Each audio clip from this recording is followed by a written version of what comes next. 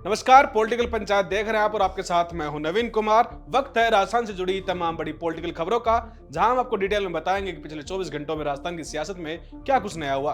सबसे पहले बात करते हैं मानसून की, जहां राजस्थान में भारी बारिश का कहर लगातार जारी है। मानसून फिर से सक्रिय होता दिखाई दे रहा है। साथ ही सवाई माधोपुर में तो बाढ़ जैसे हालात बने हुए हैं, जिसके बाद मुख्यमंत्री भजनलाल शर्मा ने जिलों में हो रही भारी बारिश को लेकर एनडीआरएफ, एसडीआरएफ और पुलिस प्रशासन को मुस्तैद रहने के लिए निर्देश दिए हैं। इसके अलावा सीएम ने फोन पर मंत्री हीरालाल नागर, आपदा राहत मंत्री डॉक्टर किरोड़ीलाल मीणा को मौके पर जाने के निर्देश भी दिए हैं। वहीं सवाई माधोपुर से दिल दहलाने वाला दृश्य देखने को मिला, जहां भारी बारिश के कारण सुरवाल बांध में नाव पलटने से 9 लोग बहते दिखाई दिए, जिसके बाद 7 लोगों को सुरक्षित बाहर निकाल लिया गया और 2 लोगों की फिलहाल खोज जारी है। खबरों में आगे बढ़कर बात करते हैं मुख्यमंत्री भजनलाल शर्मा की, जहां उन्होंने कृषि मंत्री किरोड़ीलाल मीणा की मौजूदगी में मुख्यमंत्री कार्यालय में बैठक ली। इस बैठक में किसानों के लिए खाद और बीज की उपलब्धता समय पर सुनिश्चित करने के लिए दिशा निर्देश दिए गए हैं। इसके अलावा मुख्यमंत्री भजनलाल शर्मा ने साल 2027 तक किसानों के लिए दिन में बिजली देने का वादा करते हुए क्या कुछ कहा, सुनिए। कि 2027 तक हम किसान को दिन में बिजली देंगे, उद्योग को पूरी बिजली देंगे, आम जन को 24 घंटे बिजली देंगे। 4750 मेगावाट बिजली का उत्पादन हमारी सरकार ने इन 20 महीनों में कर करके दिया है। अब खबर जयपुर सीकर हाईवे की, जहां एक एम्बुलेंस को भारी वाहन के कारण रास्ता न मिलने का वीडियो सोशल मीडिया पर खूब वायरल हो रहा है, जिसके बाद प्रशासन के ऊपर कई सवाल खड़े होते नजर आ रहे हैं कि आखिर इतने भारी वाहन को किसने एंट्री दी। इसके अलावा आपको बता दें कि भारत में एम्बुलेंस को रास्ता न देने पर मोटर व्हीकल एक्ट के तहत 6 महीने तक की जेल या 10,000 रुपए जुर्माना या फिर दोनों हो सकते हैं। इसी तरह की घटना केरल में देखने को मिली थी, जहां एम्बुलेंस को रास्ता न देने पर गाड़ी सवार युवक को 2.5 लाख का भारी जुर्माना लगाया गया था, जिससे यह स्पष्ट होता है कि इस कानून का उल्लंघन करना एक गंभीर अपराध है, खासकर जब इससे मरीज की जान जोखिम में हो। अब खबर बालोतरा जिले की, जहां हरियाणा के भिवानी में हुआ मनीषा की तरह एक हत्याकांड सामने आया है, जहां सोरकी देवासी नाम की लड़की 15 अगस्त से गायब थी, जिसके 2 दिन के बाद उसका सर धड़ से अलग मेगा हाईवे की झाड़ियों में गला सड़ा मिला।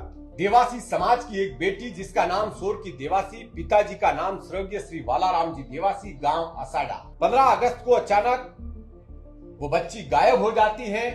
परिजन गुमशुदा की रिपोर्ट दर्ज करवाते हैं और आज दिनांक 17 तारीख को उस बच्ची का शव हाईवे के पास में कांटों के अंदर पाया जाता है। इस घटना की खबर सुनते ही ग्रामीणों ने बीच रोड पर जमकर हंगामा किया। साथ ही परिजनों ने आरोप लगाते हुए कहा कि सोरकी का अपहरण किया गया था, जिसके बाद परिवार प्रशासन से गुहार लगाता रहा, लेकिन पुलिस ने ना तो रिपोर्ट दर्ज की और ना ही कोई कार्रवाई की। हालांकि बालोतरा पुलिस ने इस पूरे मामले पर जानकारी देते हुए बताया कि ये सड़क दुर्घटना है और जिस वाहन से ये हादसा हुआ उसको सीज कर लिया गया है और आगे की कार्रवाई शुरू कर दी है। वहीं दूसरी ओर देवासी समाज के लोगों ने जनता की बातों को ग्राउंड लेवल पर उठाने वाले शिव विधायक रविंद्र सिंह भाटी से गुहार लगाई है कि देवासी जो परिवार है, देवासी जो समाज है, उन्होंने आपको लोकसभा चुनाव के दौरान खूब जमकर वोट दिए थे, अब आप आकर सोरकी को न्याय दिलवाइए। इसके बाद सोशल मीडिया पर सोरकी को न्याय देने की जो आवाज थी वो खूब ट्रेंड होती दिखाई दी। अब बात करते हैं नरेश मीणा की, जहां उनकी जेल से रिहाई के लिए उनके पिता कल्याण सिंह मीणा और नरेश मीणा के बच्चे जयपुर के शहीद स्मारक पर एक दिन के धरने पर बैठे। मीडिया से बात करते हुए नरेश मीणा के पिता ने मौजूदा सरकार पर आरोप लगाते हुए नरेश को षड्यंत्र का शिकार बताया। इसके अलावा नरेश मीणा के बेटे ने भी सरकार को चुनौती देते हुए कहा कि अगर आने वाले दिनों में उनके पिता को जेल से रिहा नहीं किया गया तो भारी भीड़ के साथ वो विधानसभा का घेराव करेंगे। हम यहाँ पर मेरे पापा की रिहाई के लिए नहीं आए, हम उन निर्दोष बच्चों के परिजनों की न्याय के लिए मांग के लिए आए हैं।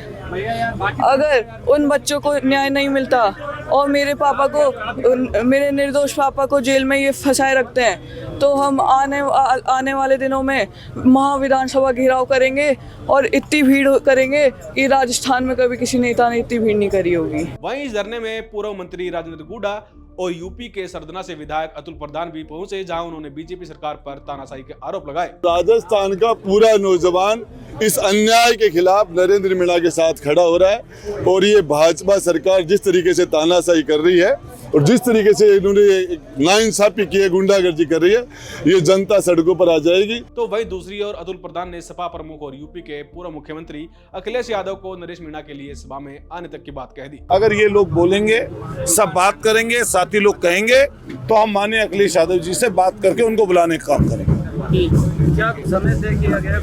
समय तारीख अभी तय नहीं की गई है। अब खबर राजधानी जयपुर से, जहां तेज रफ्तार बाइक और स्कूटी में जोरदार टक्कर के बाद दोनों वाहन आपस में फंसते नजर आए और सड़क पर गोल गोल चक्कर काटने लगे, जिसका वीडियो सोशल मीडिया पर खूब वायरल हो रहा है। अब खबर कोटा से, जहां लोकसभा स्पीकर ओम बिरला और ऊर्जा मंत्री हीरालाल नागर ने बाढ़ प्रभावित क्षेत्रों का जायजा लिया है। इसके साथ ही उन्होंने ट्रैक्टर पर बैठकर बाढ़ग्रस्त इलाकों का निरीक्षण भी किया। वहीं बाड़मेर जैसलमेर के पूर्व सांसद और कांग्रेस के वरिष्ठ नेता कर्नल सोनाराम चौधरी को उनके पैतृक गांव जैसलमेर के मोहनगढ़ में अंतिम विदाई दी गई। बुधवार को दिल्ली में दिल का दौरा पड़ने से उनका निधन हो गया। सूत्रों की माने तो कर्नल सोनाराम दिल्ली के अपोलो अस्पताल के पास कांग्रेस नेता भूपेंद्र सिंह हुड्डा से मिलने गए थे। इसी दौरान सीने में दर्द की शिकायत होने पर वे खुद गाड़ी चलाकर अस्पताल पहुंचे, जहां उनका ऑपरेशन हुआ। जिसके बाद सोशल मीडिया पर एक पोस्ट जानकारी देते हुए उन्होंने लिखा कि डॉक्टरों की विशेषज्ञ टीम द्वारा सफल ऑपरेशन के बाद अब वो स्वस्थ हैं। हालांकि इसके कुछ देर के बाद रात को उनका निधन हो गया। उनके निधन की खबर से राजस्थान की राजनीति में शोक की लहर दौड़ गई। इस दौरान उनके अंतिम संस्कार में सांसद उमेदाराम बेनीवाल, पूर्व मंत्री हेमाराम चौधरी और पूर्व मंत्री साले मोहम्मद और बाड़मेर विधायक प्रियंका चौधरी, बायतू विधायक हरीश चौधरी समेत कई बड़े नेता मौजूद रहे। इसके अलावा राजस्थान के मुख्यमंत्री भजनलाल शर्मा ने भी कर्नल सोनाराम चौधरी के निधन की खबर पर अपनी संवेदनाएं व्यक्त की हैं। अब खबर बीकानेर से, जहां दिल्ली को बीकानेर से जोड़ने वाली वंदे भारत एक्सप्रेस ट्रेन की सौगात देने पर राज्य कानून मंत्री अर्जुन राम मेघवाल ने संसद भवन में रेल मंत्री अश्विनी वैष्णव का धन्यवाद किया। खबरों में आगे बढ़कर बात करते हैं राजस्थान सरकार की स्वामी विवेकानंद छात्रवृत्ति योजना के बारे में, जिसमें कुछ सरकार ने इस बार बदलाव किए हैं। दरअसल विदेशों में पढ़ने वाले टॉप जो बच्चे पहले 500 हुआ करते, उनकी अब संख्या 200 कर दी गई है। वहीं देश की अब राष्ट्रीय जो यूनिवर्सिटीज हैं उनमें पढ़ने वाले बच्चों की संख्या जो पहले 200 हुआ करती, उसको 350 कर दिया है। वहीं खबरों में आगे बढ़कर बात करते हैं कोटा के न्यू मेडिकल कॉलेज हॉस्पिटल से, जहां कांग्रेस के वरिष्ठ नेता और पूर्व मंत्री भरत सिंह को खून की कमी और लंग्स में निमोनिया होने की वजह से अस्पताल में भर्ती करवाया गया। जिसके बाद राजस्थान के ऊर्जा मंत्री हीरालाल नागर उनसे मिलने पहुंचे और उनके स्वास्थ्य का जायजा भी लिया। आज के लिए खबरों में बस इतना ही। कल फिर होगी राजस्थान की खबरों के साथ मुलाकात। अगर आप चैनल पर नए हैं तो वीडियो को शेयर और चैनल को सब्सक्राइब करना ना भूलें। धन्यवाद।